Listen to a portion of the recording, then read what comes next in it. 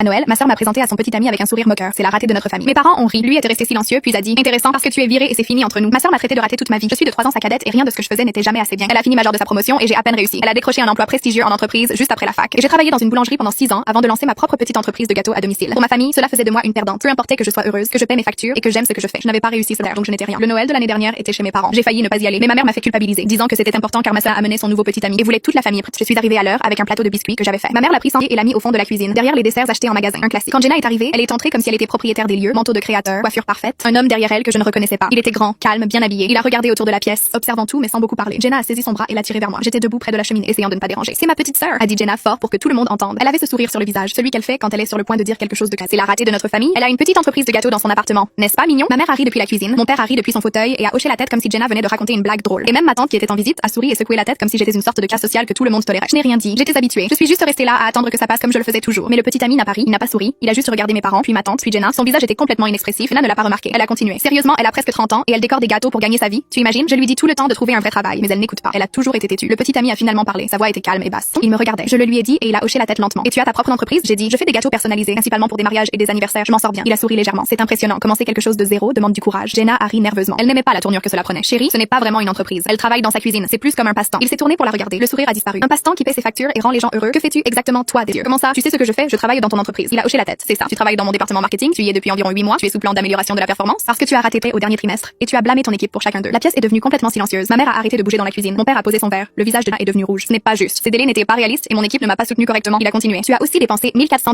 en repas personnels sur la carte de l'entreprise et prétendu que c'était des dîners avec des clients. Les RH ont signalé cela la semaine dernière. J'allais traiter ça après les fêtes, mais je pense que c'est bon maintenant. La voix est devenue aiguë et tremblante. Tu m'embarrasses devant ma famille. Il a regardé autour de la pièce. Tu viens de traiter ta sœur de ratée devant moi, devant tout le monde et tout le monde a ri. Personne ne l'a défendu. Personne n'a dit un mot. Il a regardé Joe. Je suis assis ici depuis 10 minutes à observer comment vous la traitez et j'en ai assez entendu. Jenna, on peut en parler en privé? Il a retiré son bras. Non, tu voulais donner un spectacle pour ta famille. Alors voici mon spectacle. Je vais demander aux RH d'envoyer les papiers lundi et c'est fini. Je ne sors pas avec quelqu'un qui traite sa propre sœur comme une ordure et pense que c'est un divertissement. Il s'est tourné vers moi. C'était un plaisir de te rencontrer. J'espère que ton entreprise continuera de croître. Puis il est sorti par la porte d'entrée. Personne n'a bougé pendant ce qui a semblé être une heure. Jenna a commencé à pleurer. Ma mère a couru pour la consoler. Mon père m'a regardé avec colère comme si c'était d'une manière ou d'une autre ma faute. Jenna m'a pointé du doigt à travers ses larmes. C'est à cause de toi. Tu as tout gâché. J'ai dit. Je ne lui ai pas dit un seul mot. Il a vu qui tu es par lui-même. J'ai pris mon manteau et je suis partie. Je ne suis pas restée pour le dîner. Je n'ai pas dit au revoir. J'ai juste conduit jusqu'à chez moi et je me suis assise dans ma cuisine entourée de commandes de gâteaux qui devaient être terminées. La semaine suivante, Jenna m'a appelée. Elle a dit que j'avais détruit sa carrière et sa relation. Elle a dit que j'avais dû planifier ça d'une manière ou d'une autre et que j'avais été jalouse toute ma vie et que c'était ma vengeance. Je l'ai laissé crier jusqu'à ce qu'elle soit à bout de souffle. Puis j'ai raccroché. Pendant 27 ans, ma famille m'a traité de ratée. Il s'avère que je n'étais pas le problème. Je ne l'ai jamais été.